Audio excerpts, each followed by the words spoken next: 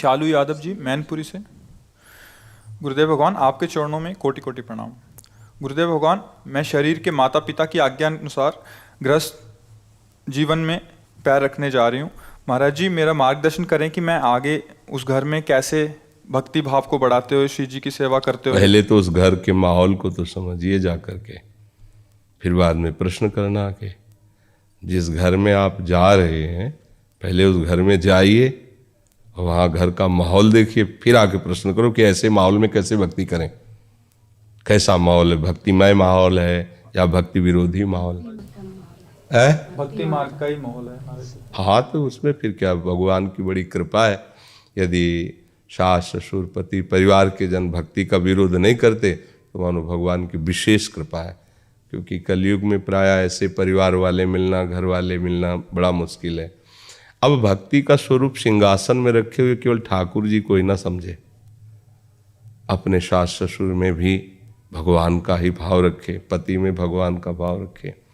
परिवार को सुख देने से हमारी भगवत भक्ति पुष्ट होती है। अब आप नई अवस्था है, सुबह से पूजा में बैठ गए, वयोवृद्ध परिवार के जन उनको चाय चाहिए, नाश्ता चाहिए, सेवा चाहिए, तो ऐसी भक्ति प्रवृत्ति मार्ग में नहीं करनी चाहिए। प्रवृत्ति मार्ग में है कि सबको पहले, अगर जल्दी जल्दी सुबह जल्दी काम, तो ठाकुर जी को शयन करने दो, पहले उनकी सबकी सेवा करो। फुर्सत मिली, अब ठाकुर जी को उठाया, भोग लगाया, जो भी आरती पूजा पाठ भजन किया, पहले प्रगट ठाकुर जी की सेवा है। सास ससुर पति, अब पति को नौकरी में जाना है या हल जोतने जाना है, जो भी व्यापार में जाना है, तो हमें पहले उसकी व्यवस्था करनी है और भगवद अर्पित करके उसको प्रसाद पवाना, फिर जाना। अब हमें ये नहीं कि सुबह से नहा धो करके बैठ गई और घर वाले सब देख रहे हैं कि अब बहू सेवा कब करेगी कब करेगी, वो बहू डांट रहे कि हमारा तो भजन का समय। ये निवृत्ति मार्ग के पथिकों का संयम होता है। गृहस्थी मार्ग में सबको भगवान समझकर उनकी सेवा करने के बाद जो हमारा समय बचता है उसे हम एकांत में भजन में लगाते हैं। टीवी देखने में, इधर उधर की बातों में नहीं लगाते, वो भजन। और जब सेवा कर रहे हैं तो सब में भगवत भाव है, राधा राधा जप रहे हैं, तो वो भी तो भजन हो रहा है। सास ससुर का अपमान जो करते हैं, पति की अवहेलना करते हैं, तो वो कंठी बांधे तिलक बांधे, उससे कुछ फर्क नहीं पड़ने वाला। सब में भगवान है, उनकी भावना से। अपने माता पिता का जैसा प्यार तुम्हें मिला है, ऐसा प्यार तुम अपने ससुर को दो, अपने सास को दो। वही वात्सल्य समुद्र भगवान सबके अंदर है। पर आजकल नए बच्चे, तो मान लो आप भक्त हो तो प्रश्न किए हो, नहीं तो उनका पहला प्रश्न रहता है कि एक है हमारे परिचय के, तो जब ब्याह की बात हुई तो उन्होंने कहा अपने पति से, जो पति बनने वाला लड़का था, कि हमारे सामने तुम्हारे मम्मी पापा नहीं आएंगे, हमारे रूम में नहीं आएंगे, हम उनको चाय बना के नहीं देंगे, भोजन बना के नहीं देंगे, ये शर्त हो तो हमसे ब्याह करो, मैं मत करो। वो आके यहाँ रोए तो हमका मत करो भाई। तो बोले क्या करे, पहले ही उसकी शर्त आ गई है कि ऐसा। वो पूरे हिले परिवार थे, पूरे वो सब 16 चांदी पहराए आए थे, तब उसका वहाँ से फरमान आया कि हमारा ऐसा ऐसा। अब बोले वो भी तो बच्ची है, कमरे में नहीं आएंगे हमारे, और कुछ दिन बाद कह देगी पूरे घर में इनकी सूरत नहीं दिखाई देनी चाहिए जब ब्याह हो जाएगा। क्योंकि आजकल बच्चे कौन सेवा करना चाहते हैं।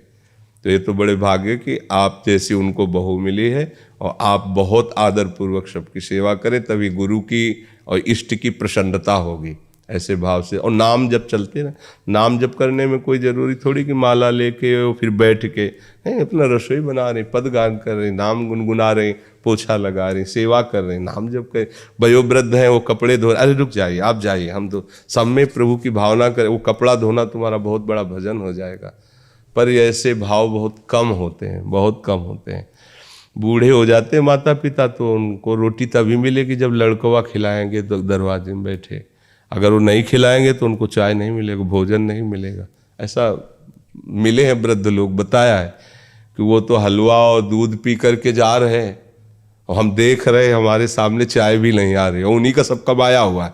और बोले तो निकलते निकलते उनको डांट दे, चुप, तुम्हें क्या, हम जा रहे हैं ऑफिस, हमें काम है, यहीं तो बैठे रहना, तुम्हें डांट। एक वृद्ध ने बताया कि चाय हमारे सामने बन करके आ गई, अब हमें वो शौच स्नान जाना है, पर उनके पति पीते तो उसी समय आ गए कि पीना है पियो, नहीं तो ठंडी है तो फेंक दो।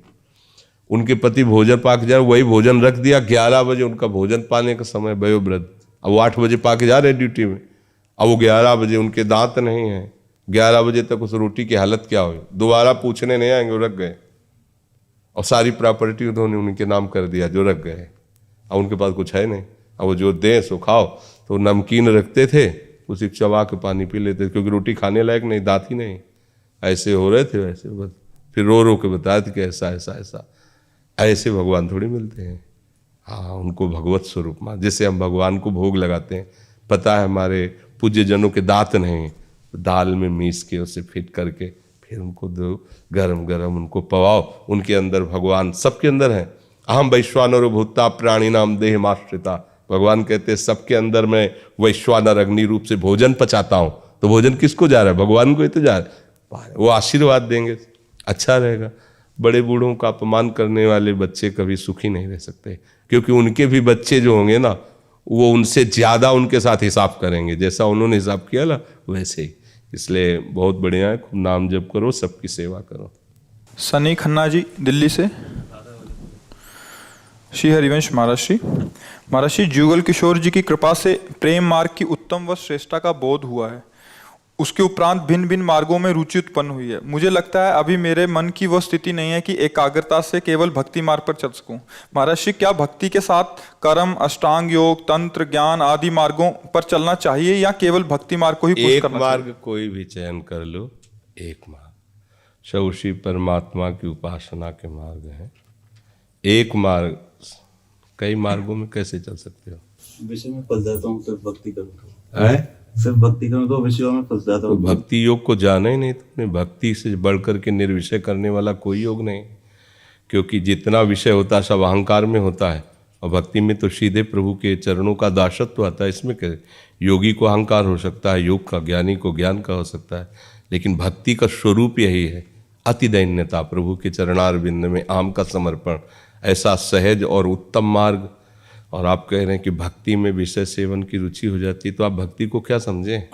नहीं समझे क्या है भक्ति को? इतना गौर से देखा भक्ति को, फिर कैसी बात करते हो? जिस विषय का आपको पता ही नहीं है उसी विषय के आप ज्ञाता बनते हैं, तो कैसे आप फाइनल कर सकते हैं? भक्ति क्या है जब जान जाओगे ना, तो केवल रोते रहोगे। भक्ति का जो स्वरूप है ऐसा थोड़ी भक्त विषयी होता है क्या? आज तक जो बड़े बड़े योगियों और ज्ञानियों ने करके नहीं दिखाया, भक्तों के जीवन में देखा गया। नौजवान है, हरे कृष्ण कृष्ण कृष्ण, 3 दिन वैश्या पास आ रही है, कहीं मन नहीं हिला। बड़े बड़े भक्त हैं, उर्वशी तैयार है उनकी सेवा में, और उन्होंने कहा कुंती से भी पवित्र भाव आपके प्रति है, ये भक्ति है। बड़े बड़े ज्ञानियों को एक मुस्कुराहट में उर्वशी जी ढेर कर दें। आप विचार कहते हो आप योग और ज्ञान, भक्ति योग आप साधारण समझते हो क्या? तो फिर सब योगों का पथिक भक्ति योग में विश्राम पाता है। आप भक्ति योग का आश्रय लेकर तंत्र भी चले। क्या है अभी, क्या है कि लड़की तब तक बहुत फोटो देखती जब तक वो वर का वर्ण नहीं कर लेती। वो वर का वर्ण कर लिया फिर और फोटो की आवश्यकता नहीं होती। अगर और फोटो फिर देखती है तो उसके आगे एक शब्द लग जाता है, मन चली, कि ये संयमी नहीं है, ये मनमुखी है, मन चली, जिसको एक शब्द में, गंदे शब्दों में कहते हैं व्यभिचारिणी। तो ऐसे ही भक्ति को भी एक शब्द में कहा गया है, व्यभिचारिणी और अव्यभिचारिणी। जो भगवान की अनन्य भक्ति वो अव्यभिचारिणी होती है, और जो सब भक्ति में व्यभिचार दोष नहीं होता। आज तक काम को शांत करने का सबसे सहज और सरल उपाय जहाँ पाया गया वो भक्ति पाई गई। रास पंचाध्याय का जो फल लिखा हुआ है उसमें, भागवत में, उसमें लिखा है प्रभु श्री कृष्ण की ये रसमयी लीला का जो गायन करता है वो हृदय रोग से रहित हो जाता है, निष्काम हो जाता है। चतुरासी जी महाप्रेम रस, उसके गायन का फल लिखा है, भवजल निधि को नाव, काम पावक को पानी। और आप कह रहे हैं कि भक्ति में विषय, आपको कैसी भक्ति का परिचय मिला है? भक्ति में कैसी बात करते हो? भक्ति का अंकुरण जहाँ हुआ, नहीं खान पान ते भावे है, नहीं उस कोमल वसन सुहावे है, सब विषय लगे ते खा रहा है, हर यासिक का मग्न आ रहा है। कैसी आप भक्ति का क्या परिचय प्राय? नारायण हरि भक्ति में ये पांचों न सुहात, विषय भोग निद्रा हंसी जगत प्रीति बहु बात। आप क्या भक्ति को क्या समझाया आपने? समझिए, पूरा जीवन निकल जाएगा फिर भी फाइनल नहीं समझ पाओगे। भगवान की कृपा से ही। अभी तो मतलब अगर हम एक शब्द में कहें कि परमार्थ का आपको ककाहरा नहीं आता है, आप कहते हो तंत्र ज्ञान और योग और सब, भक्ति से बढ़कर कोई योग है? सच्चिदानंद प्रभु उसके पीछे पीछे डोलते हैं। जहाँ जहाँ मेरा भक्त चरण रखे वहाँ वहाँ रखूँ हाथ, पीछे पीछे मैं फिरूँ कभी न। कभी ज्ञानी की भगवान ने चाकरी की हो तो बताना, और प्रमाण है भक्तों की लंगोटी धोते हुए भगवान पाए गए। भक्ति को, अच्छा भक्ति के बेटा जानते कौन है? हल्ले हो, अब ये भी जानते हो और कह रहे हो भक्ति विषय, मतलब लड़का बच्चा उसके ज्ञान वैराग्य है, भक्ति आ गई तो बेटे कहाँ जाएंगे, माँ के पास ही तो रहेंगे। तो ये गीतांजलि जी लखनऊ से। महाराज जी आपके चरणों में कोटि कोटि प्रणाम। महाराज जी मेरे एक प्रश्न का थोड़ा समाधान चाहिए था। हमारी दिनचर्या में हम 50-60 माला आपकी कृपा से करते थे, बट जब से आपका सत्संग सुना तो 5-6 माला हमने नियमावली से लिख के करना शुरू किया, बट अभी 50-60 माला फिर हम जो बाकी बच जाते हैं उसको एकदम स्पीड से करते हैं। तो महाराज जी क्या बिना मन के होते हैं वो? कोई बात नहीं, करते रहिए। प्रभु में चाहे जैसे जुड़ो, चित्तवृत्ति प्रभु से जुड़ती है, इसलिए परम पवित्र हो जाती है। धीरे धीरे धीरे धीरे संख्या से फिर मंत्र में या नाम में डूबने की कोशिश करो। जब डूबा जाता है ना तब संख्या गायब हो जाती है। जब लिखने वाले में ही मन लगता है, उसमें नहीं लग रहा स्पीड। हाँ तो फिर किसने कहा तुम्हें 60 माला जपो? वो शुरू से पकड़ी थी महाराज जी। तो फिर अपना पकड़ना और गुरु का पकड़ाने में जो अंतर है ना, जैसे गुरु पकड़ा रहा है मंत्र को कि आप इसको इस तरह से ध्यान कीजिए, इस तरह से जपिए, तो हमने तो कभी आज्ञा नहीं की कि इतने माला जपिए, किसी को नहीं कहते। हमारी तो आज्ञा है कि टोटल जब शरणागत आज हुए तो आज से पूरा जीवन प्रियाजू का। अब अभ्यास करो, आप कितना समय श्री जी में दे पाते हो। हमारी तरफ से आज्ञा है पूरा जीवन शरणागत का, पूरा जीवन प्रभु का। अब आप उसको समर्पित करना प्रारंभ करो। कितना समर्पित करते हो, कितना समय, कितनी वृत्ति, कितना अपनापन, यही तो हमारे समर्पण का प्रतीक होगा। तो अब मानो 60 माला पर नजर है तो फिर मंत्र पर और उसके डूबने पर नजर नहीं होगी। और जब है कि हमें तो हर समय उन्हीं को जपना है, उन्हीं में डूबना है, तो फिर माला पर दृष्टि नहीं रहेगी और चैन से आराम से जपो, स्वाद लेते हुए जपो। कानों से सुनाई दे रहा, नेत्रों में वही दिखाई दे रहा है। और ये भी बताया है कि एक माला अगर ऐसे जप हो गया तो सैकड़ों माला बराबरी उसकी नहीं कर सकते। आप एक एक मंत्र देख रहे हैं, सुन रहे हैं, फिर एक एक मन का ऐसे एक माला जपोगे तो सैकड़ों वो जो माला जपे ना बिना मन वाले, उससे ज़्यादा लाभदायक रहेगा। तो देखो, जब मन ना लगे मंत्र में तो फिर वैसे जपने लगो, खाली नहीं रहना, पर अधिक समय मंत्र का दर्शन करते हुए और सुनते हुए जपना चाहिए, चाहे वो नाम हो या मंत्र हो। नीरू भाटिया जी पानीपत से।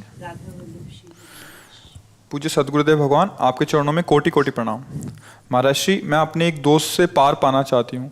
महाराज जी दूसरों के बुरे व्यवहार से मन परेशान हो उठता है, वही चिंतन करता है और अपना मन ही मलिन कर लेती हूँ। दूसरों के दोषों की सजा अपने को देती हूँ। महाराज जी मेरी अध्यात्म उन्नति हो, ऐसी कृपा करें। नाम जप, जब तक नाम जप नहीं किया जाएगा तब तक जानते हुए भी हम वो आचरण में नहीं उतार सकते। आध्यात्मिक गुणों को धारण करने के लिए, आध्यात्मिक सिद्धांतों का पालन करने के लिए हमारी सामर्थ्य बढ़नी चाहिए। वो बढ़ेगी नाम से, नहीं तो विषयों के सेवन से, प्रपंच के चिंतन से हम अध्यात्महीन होते जा रहे हैं। जो विषय, जो चिंतन जब जैसा चाहता है हमसे करवा लेता है। इसको रोकने के लिए सामर्थ्य है नाम। आप जितना नाम और मंत्र जप करेंगे उतने ही आप आत्मबलवान बनेंगे। और जो आत्मबल, अध्यात्म बल है, उसी के द्वारा हम इंद्रियों को शासन में ले सकते हैं। दूसरा तो कोई हमें गिरा सके ऐसी सामर्थ्य नहीं रखता। हम खुद गिर जाते हैं, हम खुद उसे स्वीकार करते हैं। पहली बात तो किसी में जो दोष दिखाई दे रहा है वो हमारे अंदर है, तभी हमें दिखाई दे रहा है, नहीं दिखाई देगा। अगर हमें दूसरा गंदा दिखाई दे रहा तो आप गंदे हैं, दूसरा झूठा दिखाई दे रहा तो आप झूठे हैं, दूसरा आपको नाना प्रकार के कुमार्गगामी वृत्तियों वाला दिखाई दे तो आपके अंदर नाना प्रकार की कुमार्गगामी वृत्तियां हैं। नहीं, जब आप में राम आ जाएंगे तो सब में राम देखोगी, श्याम आ जाएंगे तो सब में श्याम देखोगी। ऐसे ही जो दोष दिखाई दे रहा है वो तुम में है, फिर आपको लौट पड़ना चाहिए बाहर से कि अपना ही घर गंदा है तो मैं दूसरे को क्या देखूं। तेरे भावे जो करे भलो बुरो संसार, नारायण तू बैठ के अपनो भवन बुहार। अपने हृदय को साफ कर, कैसे? नाम जप करो, राधा राधा राधा राधा। श्री जी हमारी बुद्धि को पवित्र करो, हमारे मन को पवित्र करो और खूब नाम जप करो, लीला गायन करो, प्रभु की सेवा में मन को लगाओ, ठीक हो जाएगा। अब ये सब करो नहीं हो कह तो ठीक हो जाए तो रोग बढ़ चुका है, फिर वो तो फैल जाएगा। जल्दी से जल्दी इसका समन होना चाहिए, नहीं तो कई जन्मों तक फैलता चला जाएगा। पर दोष दर्शन, पर निंदा, पर श्रवण और कथन, ये जितना आदमी को नष्ट करती उतना और कोई नहीं।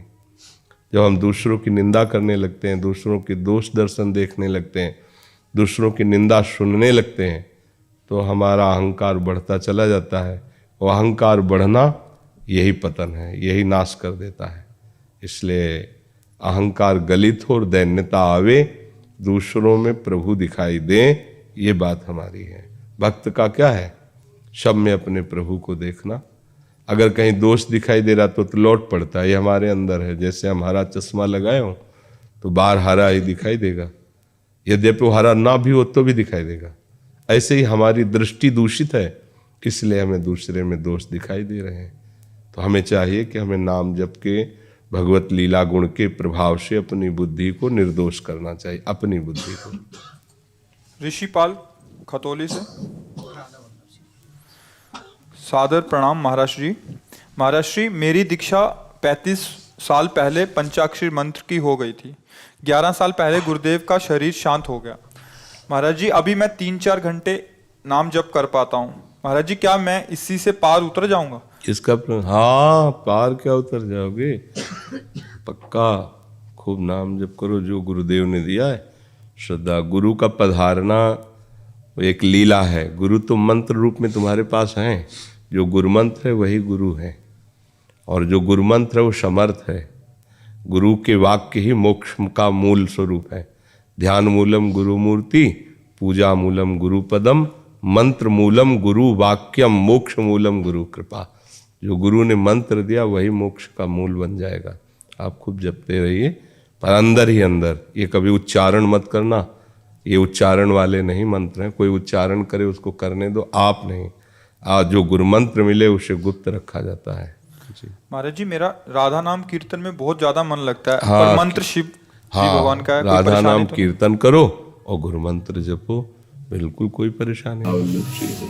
गुरुदेव, मुझको पढ़ना लिखना नहीं आता, मैं चाहता हूँ कि मेरा उद्धार हो। तो राधा राधा बोलने में भैया आपको कौन सी BSc पास करनी है? मैं अभ्यास तो कहता हूँ, आए? जपने की कोशिश तो कहता हूँ मैं, रटने राधा नाम नहीं, बस ऐसे ही रटो, जपने की बात नहीं। राधा राधा राधा मन में रटता हूँ। नहीं, मन की जरूरत नहीं। मन में तो सिद्धों के चलता है। तान नहीं बोलता, विधि भी नहीं रटता हूँ मैं। आए? तान नहीं बोलता, धीरे धीरे बोल के रटना, राधा राधा राधा। हाँ, ऐसे ऐसे बोल सकते हो ना, राधा राधा राधा राधा राधा राधा राधा राधा राधा राधा राधा राधा। इसमें पढ़ाई की क्या जरूरत है? और अगर ये ईमानदारी से जपते रहे तो सच्ची पढ़ाई हो जाएगी। कोई भी ज्ञान भक्त के हृदय में अछूता नहीं रहता। जब वो भगवदाकार हो जाता है, सब ज्ञान उसके अंदर आ जाता है। बिना पढ़े लिखे सब शास्त्रों की बातें अंदर आ जाएंगी, क्योंकि नाम में सब कुछ विराजमान। बस श्रद्धापूर्वक जप करे और गंदे नशा न करे, गंदी आदतें न करे। जो गंदी बातें हैं ना, वो नहीं करना चाहिए। भजन करने के लिए, चलने के लिए हमें ये तैयारी करनी कि हमें गंदी बातें नहीं करनी, गंदे दृश्य नहीं देखना, गंदे लोगों से नहीं मिलना। अब जैसे हम अपना रोग ठीक करवाना चाहें तो परहेज भी तो होता है ना। ये परहेज करो और राधा राधा रटो, और किसी को अपने से कम मत देखो कि हम तो राधा नाम जप करते हैं तो नहीं, अपने को सबसे कम देखो। ये मार्ग ऐसा है तो प्रभु प्यार करने लगेंगे। प्रभु जब प्यार करने लगेंगे तो कोई भी सद्गुण ऐसा नहीं जो हमारे अंदर ना जाए। और अहंकार करेंगे तो आए हुए सद्गुण भी अंतर ध्यान हो जाएंगे। ठीक है।